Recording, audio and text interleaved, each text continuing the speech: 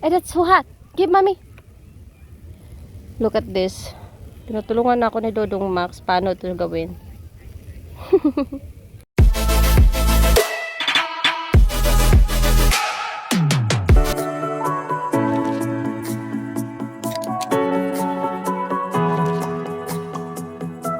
Hello mga guys! So for today's video, samahan nyo kaming gumala. So maliligo nga pala kami for today.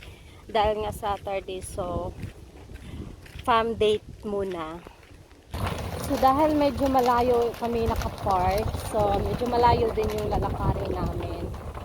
So dahan-dahan lang ako sa paglalakad kasi hindi ko naman kayang habulin yung tatlo. As you can see, napag-iwanan na ako dahil nga sa sobrang hina ako maglakad. So nakasakay nga pala si Dodong Max dyan sa cart na yan kasi hindi naman kayang buhatin ni Daddy Ralph together sa paghihila, at ako din hindi ko rin kaya dahil nga syempre may dinadala din ako, no? Kaya more lakad and more exercise si Buntis muna. Hey mami, sobrang init ng panahon. Look at this. Nasa farm area na kami. Hindi ko alam kung saan to. Alam ko lang first time kong pumunta dito. Sobrang init. Yeah. Dami naming dala. Finally, nakarating na rin kami sa aming destinasyon. Tanaw na tanaw ko na yung dagat. So, ayan. Medyo malayo yung nilalakad, pero okay lang. Gusto na yun. So, ang ending nga, hindi kami nakaligo dahil sobrang lakas ng hangin. So, now, balik daan kami. Ayan. Nagsasayang lang kami ng oras dun.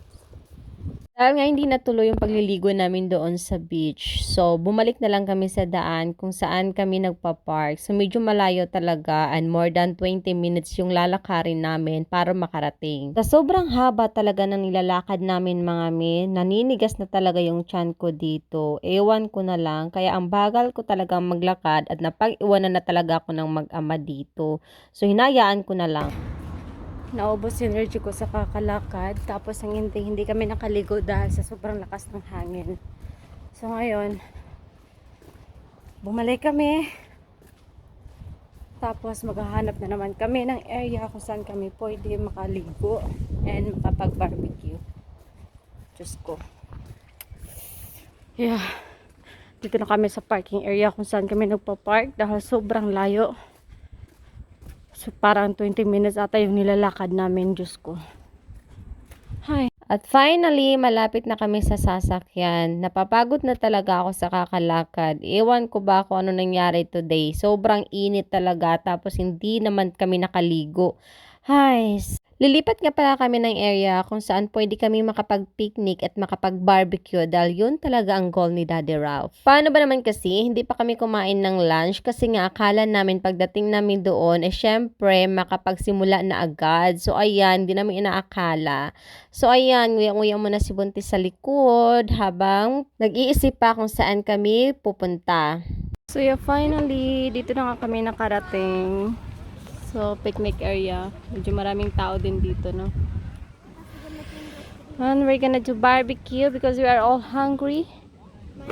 Ito naman si Dodong Max. Datingin namin sa area, syempre naglatag na agad kami dahil nga lahat ay gutom na. Kaya naman si Daddy Ralph, syempre nagbabarbecue na agad. So, buti na lang talaga ay nakapag-isip agad si Daddy Ralph kung saan kami pupunta. Dahil kung hindi, ewan ko na lang kung ano mangyayari today. Sa dami nga ng dala namin, halos hindi na kaya talaga ni Daddy Ralph kanina na hilahin yung cart. Kasabay pa si Dodong Max na nakaupo talaga doon dahil hindi ko rin naman kayang kargahin. First time ko nga pala nakarating dito. Tapos may lake nga pala na pwede ka naman maligo doon banda, kaso lang ang dami mga ducks. Excited pa naman si Dodong Max maligo kanina nung nandun na kami sa lake. Tapos nang gusto na niyang pumunta sa tubig, ayaw na niya talagang umahon. Pero hindi naman pwede, kailangan naming lumipat dahil nga sa sobrang lakas ng hangin at hindi din kami makapag-barbecue doon banda dahil sa sobrang liit ng space and may mga tao ding nakahiga doon. So we decided na lang talaga na lumipat at dito nga kami napadpad. Ang dami nga pala nagpipicnic nagpipiknik dito mga mi. Akalain mo may mga nagse-celebrate pa ng mga birthday. Dito nga pala sa kinaupuan namin, malapit lang siya sa lake. So malapit din siya sa mga daanan ng mga tao. Pero we decided to stay here dahil nga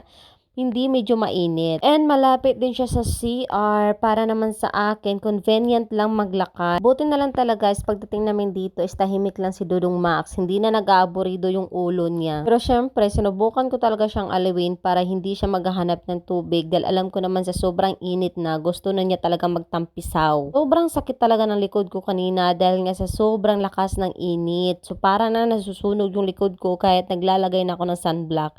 Hay nako, bakit ba kasi ganito yung suot ko? So anyway nga pala, ang dami naming baon today. So gumawa nga pala ako ng salad din. And syempre, may barbecue kami na dati pa namin binili. Pinrozen ko na lang para hindi siya masera. So yun na nga yung dinala namin dito. And syempre, naghanda din ako ng prutas. Nakakatuwa lang din pagmasdan si Dudong Max dahil busy lang talaga siya sa sarili niya. Kainan talaga siya ng kain kahit anong bigay ko. This time nga, hindi na ako nagdala ng gatas para sa kanya dahil kumpante naman ako na hindi naman siya magugutom dahil nga marami naman kaming dalang pagkain. Nagdala na nga rin ako ng favorito niyang sausage dahil alam kong hahanapin niya yun. So, yun na nga yung binigay ko sa kanya para kumain siya ng kumain. Nilabas ko na nga lang pala yung prutas dito para yun na lang yung una naming pakpakin at syempre ibigay kay Dudong Max para hindi naman siya magutom. Inuna ko na lang talaga si Dudong Max dahil baka mamaya iiyak to, wala pa naman akong dalang gatas para sa kanya. First time ko nga pala makarating dito sa area na to. Parang dinadaanan lang namin to dati. Tapos ngayon summer, syempre ang ganda sa feeling na ma-experience mong umupo dito. Ang fresh ng hangin and syempre ang sarap sa pakiramdam lalo na this time hindi na talaga siya mainit. Yay! We do barbecue here.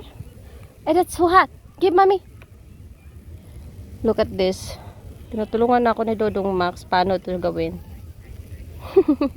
And masaya na si Dudong Max dahil nakaligo na siya. Buti na lang dala namin to. Pwede na siya maligo dyan kaysa pupunta siya dun sa lake. Enjoy, Max! Let him play, Ate Ana. It's okay.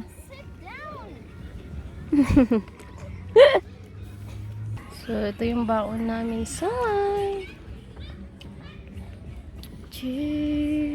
may mga nag-celebrate ng birthday din dito. Muslim. Marami ding mga nagpipiknik dito na area. So, ayan. So, instead nga pupunta kami sa beach para maligo, wala. Dahil sa lakas ng hangin kanina, so dito kami napadpad, no? So, ayan. We're here. So, pwede ka namang maligo doon. Kaso lang, maraming mga duck. So, ayun. Doon, daming mga tao doon banda. Yeah, I told you, there's a lot of flies. Yeah, so tapos nang maligo si Dudong Max, at least nag-i-enjoy siya. Pero kami, dito lang kami, nagbabarbecue, kumakain, and then aalis na rin, syempre. Uwi na kasi wala naman kami ibang gagawin dito. Yan, natapos na rin ang araw na to, so uwi na kami. On the way home, dahil gabi na at parang uulan, kaya uuwi na kami. So that's it for today. Thank you so much. Bye! Max, flying kiss.